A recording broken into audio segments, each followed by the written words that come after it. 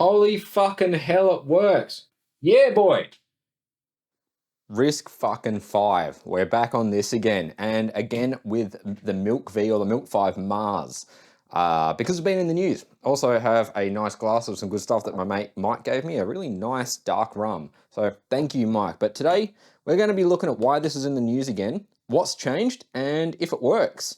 If you're not familiar with the Milk-V Mars, this is a RISC-Five dual-core SBC that's available in the CM4 form factor as well, but it's otherwise pretty much what you need to get going with a pretty powerful little credit card size RISC-Five SBC. Now, if we have a look over at the computer, you're pretty much seeing what I was seeing just this week. I don't know, Wednesday or something, I was scrolling through, just catching up on what's going on. And you get all sorts of good stuff in here when Reddit's not lagging. Actually, some excellent stuff in there, but I came across this. Ubuntu Linux 24.04 now optimized for Milk-V Mars RISC-Five single board computer. I was like, yes, that sounds like what I need. Let's go. Ubuntu Mars RISC-V. That's what we want to see. So they've done 4 days ago. What's today? Today is Saturday, so yeah, Wednesday. Whatever, I'm in guess mode. Whole pile of stuff that we can read. And then there's going to be a download link. There we go. So you can see they've got a dedicated URL for RISC-Five as well. Their site is so slow recently. I'm guessing because it's this news, I don't know. But it is driving me mental. It took so long to download these images. I've already done that. Now straight away you can see they've actually started pushing out for a few boards. I'm pretty excited to see that the Vision 5.2 supports it, the Lightsheet RV dock, the Unmatched, like these are excellent. And the QEMU emulator. So if you want to start developing for RISC-Five and building on their Ubuntu server release, do it yourself. It's easier to make an image from that afterwards. But we've got the Mars. So that's what we're going to have a look at. If you have an NVMe drive, we recommend you use the installer. All right, can do. So they've got the pre-installed image or the installer, and then we'll have a look at Ubuntu on the Milk-V Mars.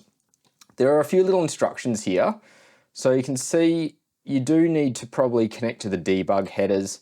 You might need to probe, what's that? Depending on how you boot set up or what your boot settings are, you might need to probe and jump. But we're going to use the server install image. So I'm going to grab that server install, dump on SD card using Platima Etcher. I'm going to plug in a CP2104 to have a look at it, and then we'll boot it up. First of all though, I just want to say thank you to PCBs. They continue to sponsor this channel and they do some really awesome stuff. I know I crap on about them a lot, but they are actually really nice people. They make some really excellent products. So like your PCB prototyping, $5 for 10 pieces, turn around in 24 hours is bloody awesome.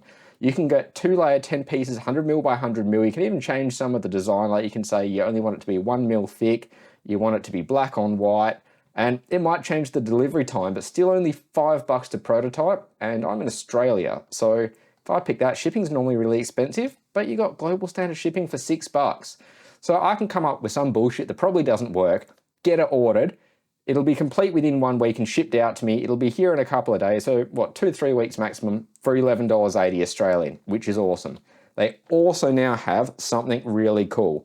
If we have a look back over here at the camera, I decided to get some boards ordered using their new UV print process. So this is a panelized little board, which is an RJ45 module. I'll show off in the next video, but you can see here, if I go really close and focus in, this UV print process is bloody excellent and looks the part. So in the next video, I'll show you what these are and how they work, but PCBWay is killing it in their quality, and even just this panelized design, that works a treat for me. So check out the link below. You can get $5 off your first order, and I'd appreciate if you use the link in my description and just click it and go have a look if you're going to do PCB design. Even if you're not though, check out their module store. I've started buying all sorts of stuff from here. If you do use them, you build up beans, which is like their loyalty cards, but their loyalty points, but you can get all sorts of stuff. So I got this SMT scraper the other day for soldering, and it just cost me 480 beans. And I threw it in with my PCB order. It didn't increase the shipping. So they've got heaps of cool stuff. You can go on something about those 2812s, and you've got a whole pile of options there. So thank you, PCBWay. Go check them out. We're going to get back to this Mars product. I'll quickly unbox it for you in case you missed the last video. Oh God, I hate these boxes. These are the worst. Where is a pen cap ruler? They're essentially like a single-use box where you end up massacring it the first time you get it open. Then it comes in a smaller box, and that's fair enough. So we have our typical credit card form factor board. We got a M2 slot for adding Wi-Fi. That's our core processor, Pi 2 header, port for the PoE power, our boot dip switches over here, a camera port, a display port, USB-C, HDMI out, 3.5mm TRS for your audio, USB 2 and USB 3, LAN, SD card slot, another connector slot. I think that's for an LCD interface. We've got our eMMC on there, and what we're going to do is put the installer on an SD card, bang her in there.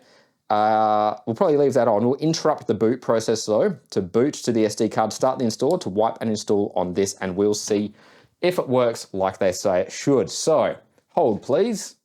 All right, so this is all set up now. I've got the SD card in here that I've flashed with the installer. I've turned off the zebra stripes I accidentally left on this feed. I've got my CP2104, and what I've actually done here is got the pins wrong. So it's ground TX RX, and we just want to swap these.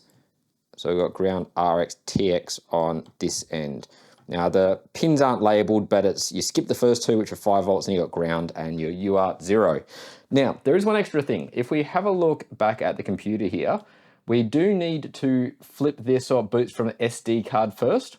Once we're there, we can update U-boot using the commands there, then flip it back and it will boot to SPI flash with the new U-boot.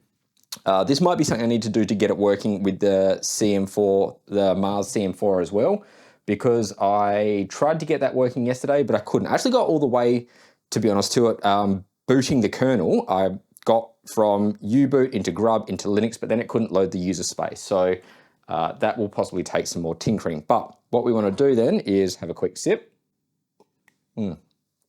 Excellent stuff. And then grab some little tweezers, peel off this protective layer that we no longer care about, and flip GPIO 0 to that position. Now, when we boot this up, we'll be looking at it on the computer. So over here, I've got PuTTY. For me, it's COM10, 115200, and we want to turn off that flow control. So if we open this up, go full screen, and I'll give it some power. Now, you could use the 5 volt line from the CP2104 by switching it to 5 volt. Because I'm using USB power, there would be enough. The 3.3 volts coming through, this is really limited, like 500 milliamps. The 5 volt is also limited, but you know, voltage to amps, you're getting a bit more through. What I prefer to do though is just use external power supply, so you know you've got good source voltage for it. That's why we also need this ground wire, even though we're only using the signals. This creates a common 0 reference or ground reference for the serial connection. So plug that in, flip back over here, straight to a boot fail. That's lovely. That's exactly what I want to see. No idea why. So what I'm going to do is I'm going to flip that dip switch back and power cycle it. See if it does any different.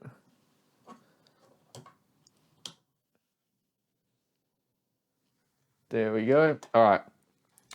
So it looks like with the pins where they were, it was booting to, we've got a bit of a thunderstorm rolling in. It was booting to SPI flash as it is. So in this instance, you don't have to switch these, it looks like. All right, folks, it is hours, fuck off cable. It is hours later, but we are back. And honestly, a huge screw you to Canonical. Your instructions are shit, and I've spent hours now trying to get this working and bricked this multiple times. I've tried different images, I've tried different U-boot versions, I've tried the CM, I've tried this SBC, I've tried eMMC, I've tried SD card. And it is actually a nightmare. Now, risc-v, for the most part, have made an excellent product here. It is basically a copy and paste of someone else's product, but it does work and I do actually quite like it. What we're going to do now is coming back over to the computer, looking at these instructions. It does give us a little bit of information, basically saying U-boot's not compatible. You've got to use the pre-installed image and flash it with those if you want to use the live installer. So you've got to use both images either way. because Canonical are that bloody retarded. So what we'll do, I've got the image in there now. I'm going to launch PuTTY, and I'm going to go serial. Here we go. This is in. Have I got it plugged in? It should be, yeah. COM10 1150 200, and we're going to turn our flow control off. So now if we put this side by side with that and power cycle it, we should see it boot. Excellent. Now I'm going to interrupt that auto boot, and so that probe does see that there. I'm just going to LSMMC11. Okay, there are files there, so let's see if it has the file that we actually want. Because what's interesting, the pre-installed image, I expect will have this file. The live installer, which I thought I could be sneaky and just copy this off the live installer instead of having to flash the damn SD card twice, doesn't have it. Again, good work Canonical, making a crappy distribution available on an otherwise good board, but then fucking up the instructions. Uboot *5. Actually, let's just have a look at what's in the Uboot directory. Excellent, it's there. So we should just be able to go that, and that, and that, and that.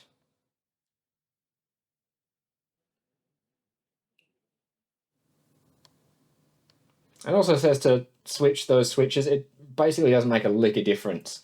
So now, if we go back over to the board itself here, you see I've already got those switches in that position. I've found in testing that doesn't change anything. I'm going to put our eMMC back on the bottom here, and now I have to reflash this with the installer. So give me a sec.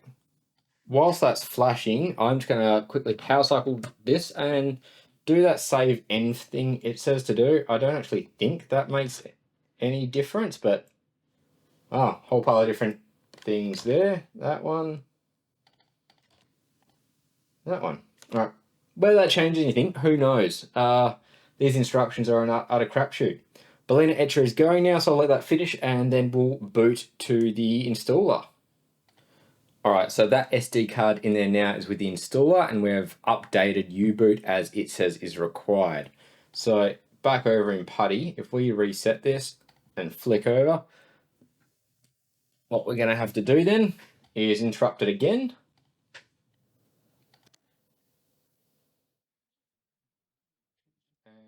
Let's just do LSMMC11.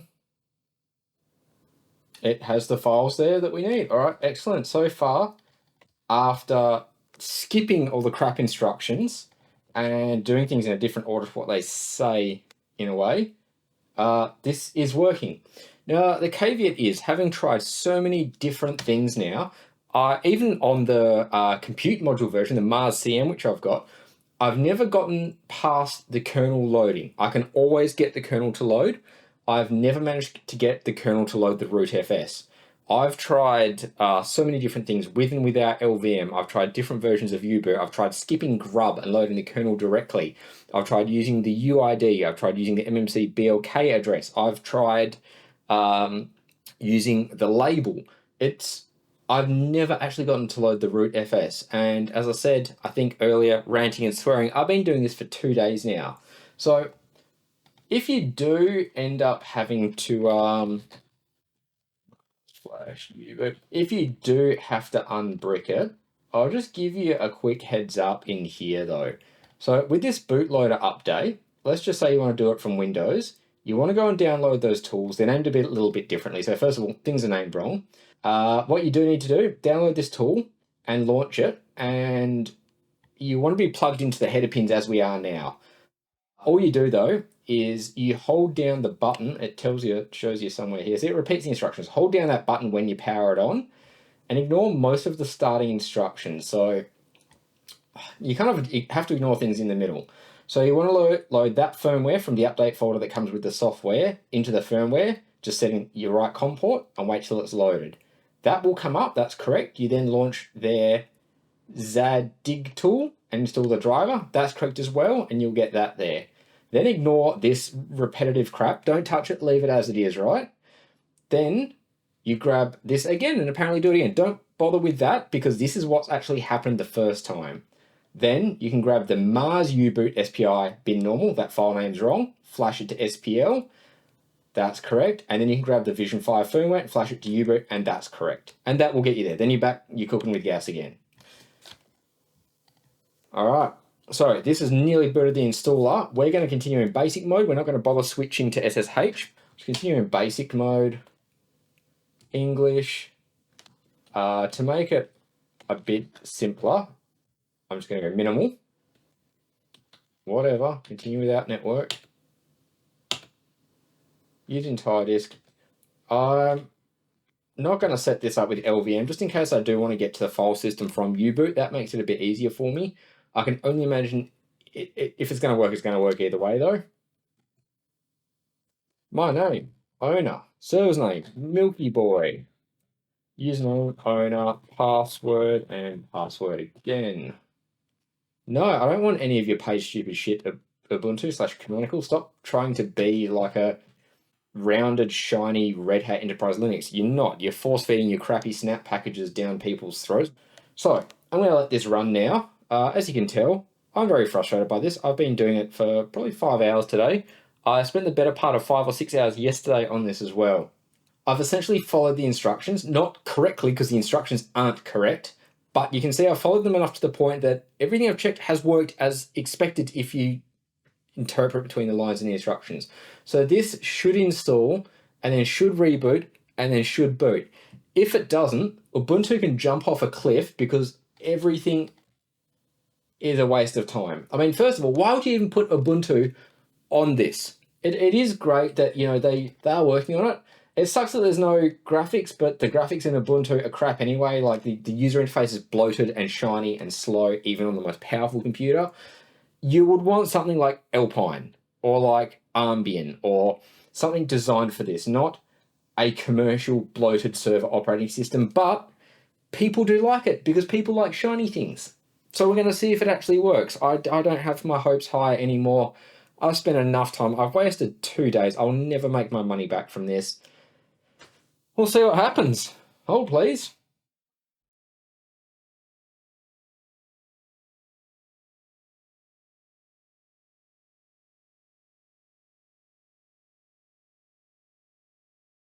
Alrighty, that is done. So this is the last time I'm gonna reboot after installing it and see if it works. My back hurts. It is warm because of the lights for this recording. I've got other things to do with my life.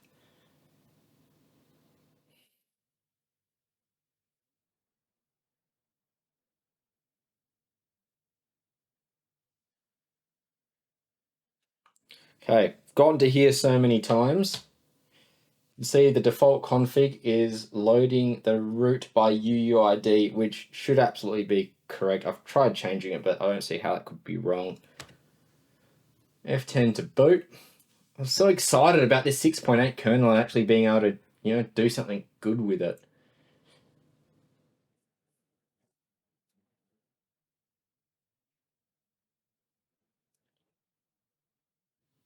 Holy fucking hell, it works. Yeah, boy. 2 days of bending over shit instructions for this. It's a shame it's Ubuntu and it's not a more useful operating system.